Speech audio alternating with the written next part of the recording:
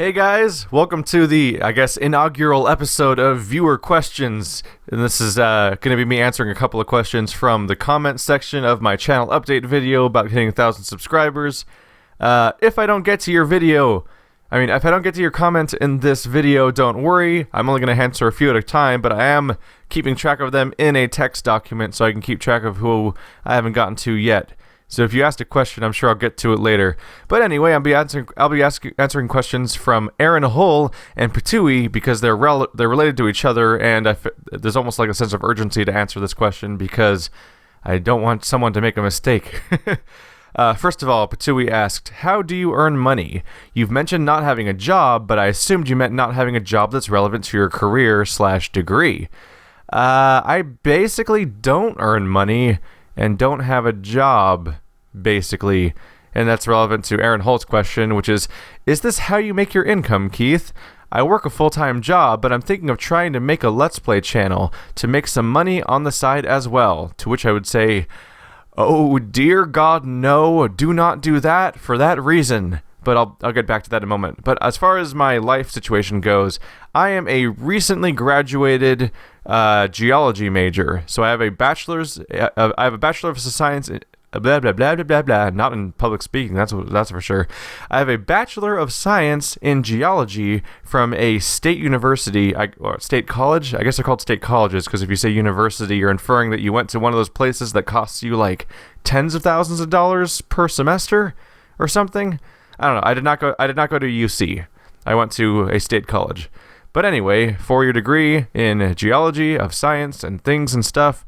I have not found a career or a job related to that yet, and I'm trying. I'm applying. I am taking part in various forms of volunteer work and expanding my resume. I'm helping someone with their master's degree project so I can get more work experience there, and hopefully that'll help me out. And hopefully in the next few months here, I'll maybe actually be going somewhere.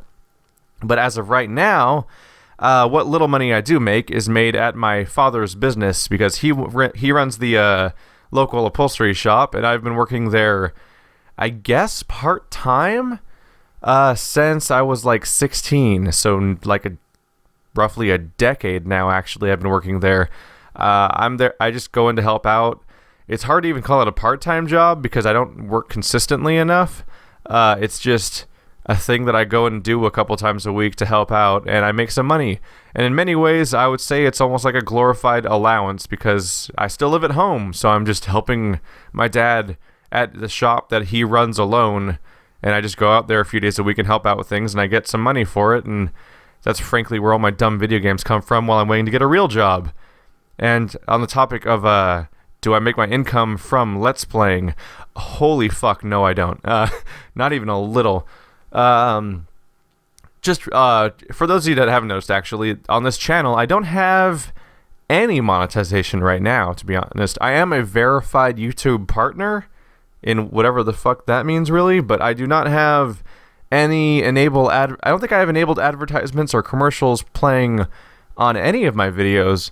So if you guys have ever seen one on one of my videos, that's not me, and I don't necessarily know what causes it, but there's a good chance you probably just haven't seen advertisements on my videos, although many of you might not even notice because you use ad block anyway.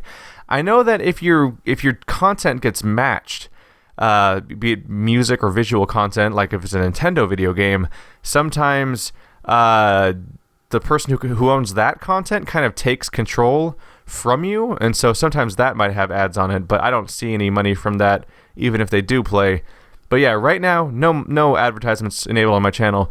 Main reason for that was actually that I didn't want to alienate people. I figured my channel was tiny, and some people do take issue with advertisements, and so what's the point of getting people to turn away just to try to make a little money if the ads aren't really going to generate like real money, really? Because if you're a small channel, you make amazingly paltry ad revenue, and ultimately that ad revenue won't even get paid to you unless you're in a certain partnership.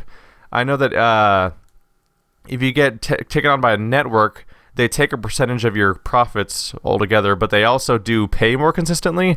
I think if with YouTube, I think you still have to reach $100 in order to get a payout, and if you don't reach $100, you don't get one. So some people will seriously sit there for 6 months with ad revenue on their channel and not reach that point. But anyway, I figured I'm not going to make any real money off my ads, so why run them is my approach so far.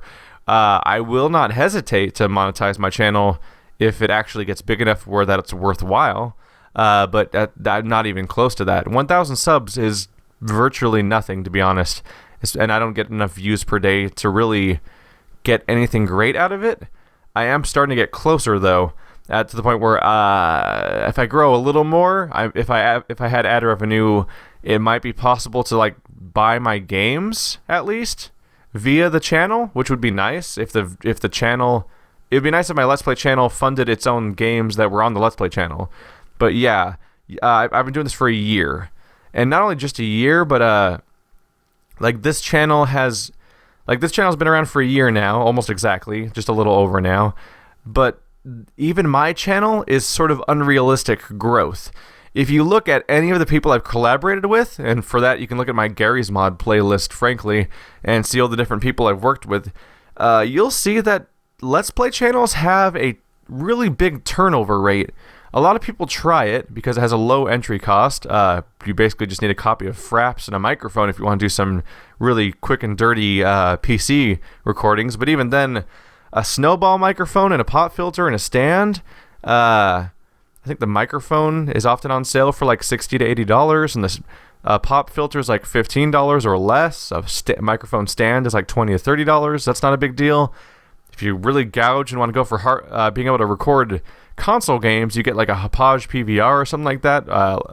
Proper recording devices for console only cost like $150, and you might even find them on sale. For the love of God, don't get a Dazzle. A Dazzle only records in standard, has terrible audio and video quality. It's disgusting. If you look at my really early videos that are public on this channel, you might actually you'll find Dazzle footage there. That is a waste of money. There's no reason to buy a subpar product that you're just gonna have to upgrade from anyway. So you might as well just start at the top. But frankly, like I was hinting at before, you should not... I'm kind of talking in circles here and skipping around, and so it's not really a great speaking here, but you should not at all start doing Let's Plays, or really most YouTube stuff, with the intention of making money, because growth has always been hard, and it's only getting harder, because it's getting easier and easier to make YouTube videos, and the saturation point is absolutely nuts. We're definitely, it's saturated. There's so many options that getting discovered and growing is incredibly difficult and slower than ever before. I know someone who was involved in a collaboration with big YouTubers not too long ago, and it really became apparent to them that like these people, in many cases, are not especially professional, and they're not especially knowledgeable about why they grow or why they do well. And really, it seems to come down to that a lot of people who do really well just sort of came to it early. A lot of big YouTubers started early, and so there was less competition, and now they're ahead of the pack basically, and they continue to be so. Other big YouTubers are often there because they were famous for something else, and now that they do Let's Plays or whatever, that's just a side project. Like you look at Duralius and Associates, or like there's an animation group, and they had a spin-off show called Neebs Gaming, and they do Let's Plays in character, I guess, as Neebs and other people from the show. It's like, well, they already had an audience from the show, though. That's why their Let's Play channel does well. And even if they are, like, quality is often kind of irrelevant. Not to say that any of these people are bad. I actually think they do a good job. It's just that their audience comes from the fact that they already had an audience. It's a pre-existing audience. So like Achievement Hunter / Rooster Teeth makes their Let's Play channel. Rooster Teeth's one of the biggest, has one of the biggest followings in the world, really, for online content. So of course Let's Play immediately does really well. Game Grumps was a mixture of JonTron and Aaron Hansen, aka Eagle Raptor, and now it's also got Danny Sexbang and Ross. It's like those are 4 separate, discrete followings merging into one channel. So of course they grow over time, and that's frankly how a lot of Let's Play channels work. And if you see any Let's Play channels that are famous that don't come around that way, they're usually someone like Markiplier or Jesse Cox that have just been around for a long time, and so they kind of had their foot in the door. If you start Let's Playing now, even if you give it an earnest effort and try really hard and create tons of content, chances are you might just crash and fail. and that's just it's just a reality of the situation, frankly. And I'm not being bitter or anything. I'm just pointing out, like, you should not.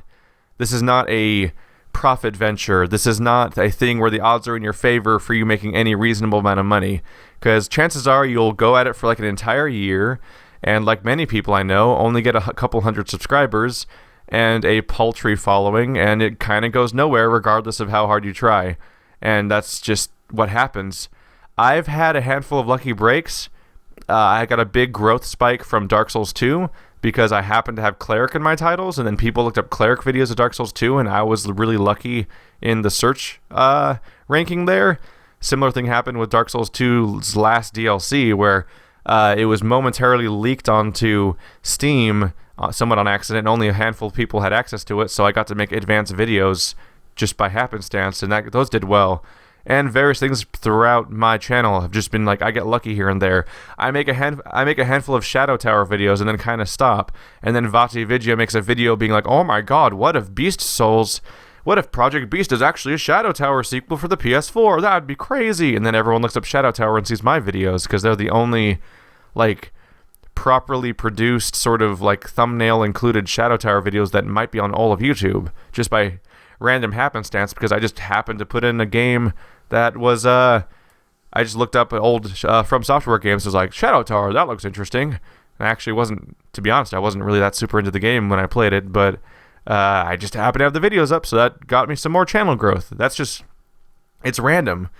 Making a YouTube channel is random noise. It's nonsensical. No one really has great ideas of what causes you to grow. Everyone has different tactics, and so they work for someone, but oftentimes people misinterpret what even makes their channel grow. They'll be like, well, I did this thing and I did well, so I guess this thing is how you do well. But then other people try that thing and it doesn't work. So really, no one really knows what they're doing. It's what it seems to be the case. I mean, but I will say that out of all the people that started around the time I started, about half of them don't exist anymore as far as channels go, and the other half, none of them have done as well as me.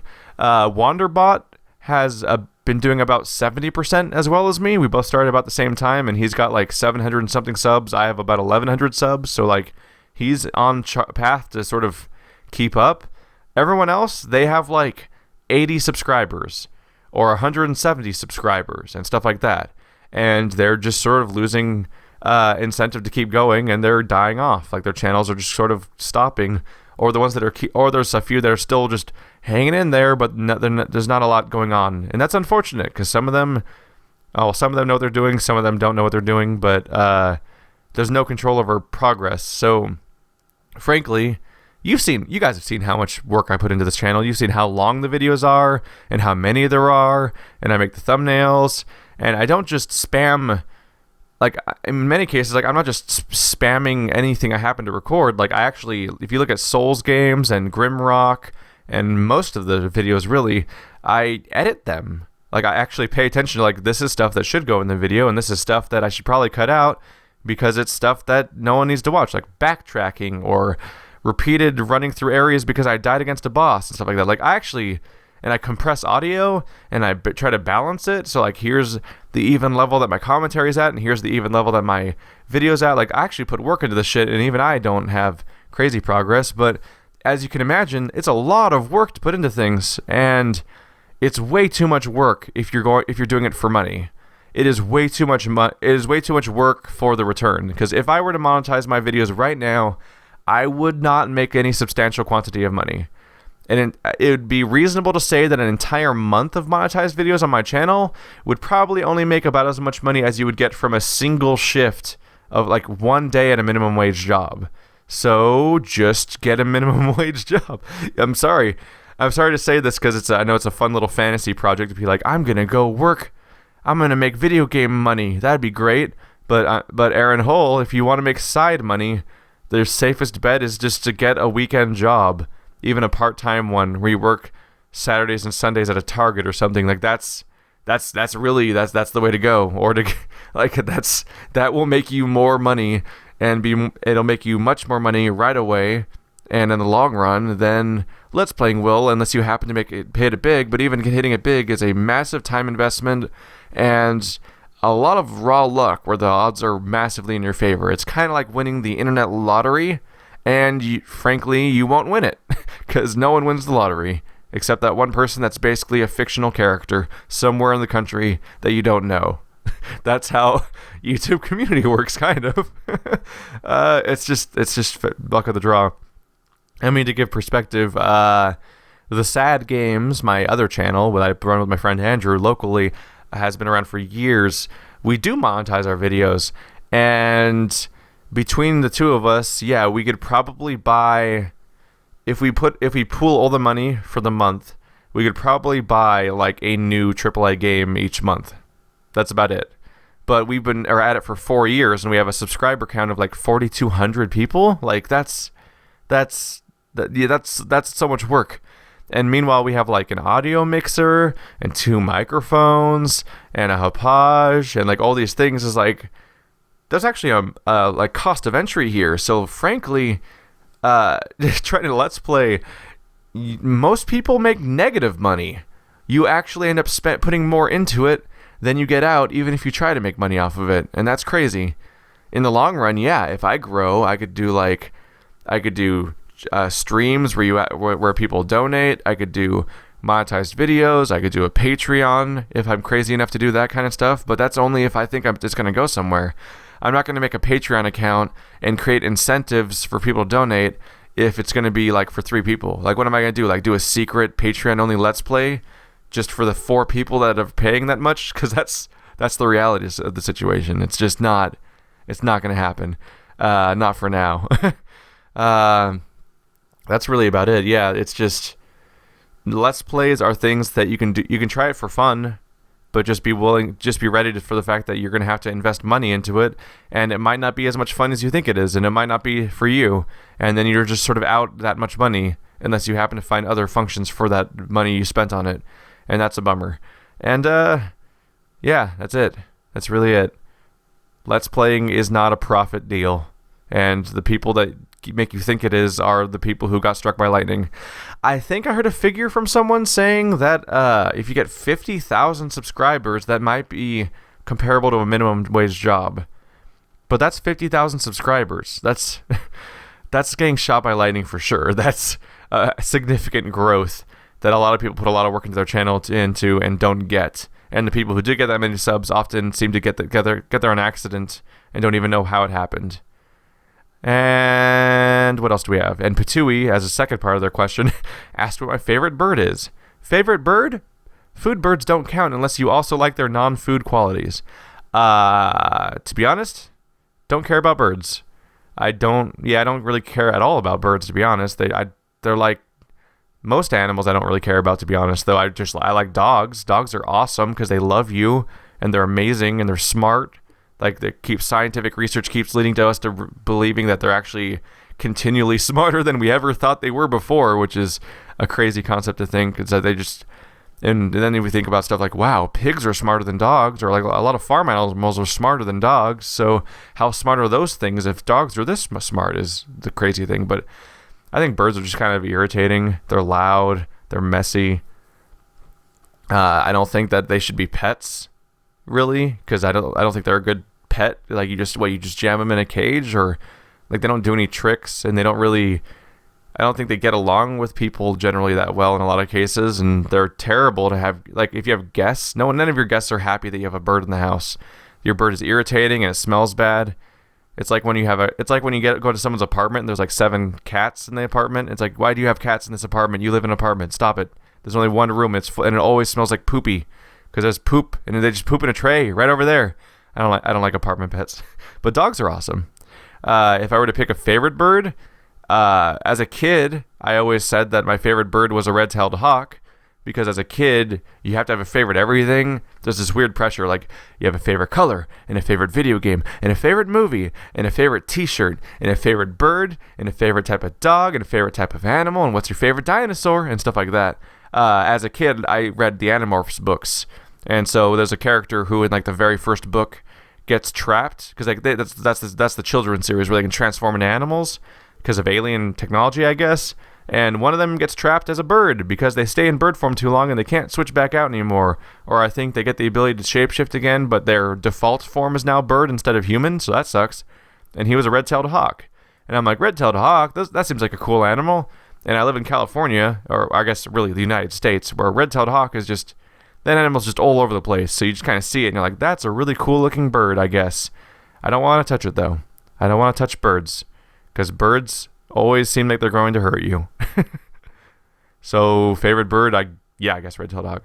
That was just a dumb little lightning round question to add at the end. Anyway, yeah. I have a document full of questions, so I'll get back to these sooner or later. Feel free to leave a comment in this, in the comment section of this video if you have questions for me, and I'll be sure to get to those at some point as this backlog grows, and I'll just, I don't know, maybe on a weekly basis I'll do a video. Thanks for watching, like always. Subscribe for more videos. I hope these videos don't annoy you guys that are just here for Let's Play content, but frankly, I make so much video content that you're probably just used to the idea of ignoring certain things you don't want to watch anyway. So, thanks for watching. This answer was way longer than I was expecting it to be, but yeah, in a quick recap is just that, I am a recent graduate with a bachelor's degree in Central California in the science of geology. I don't have a real job yet. I'm trying to find one. Let's Playing is not a reasonable or realistic way of it's not a realistic way of having a career, but it's also not a realistic way of getting side money. The end. Goodbye.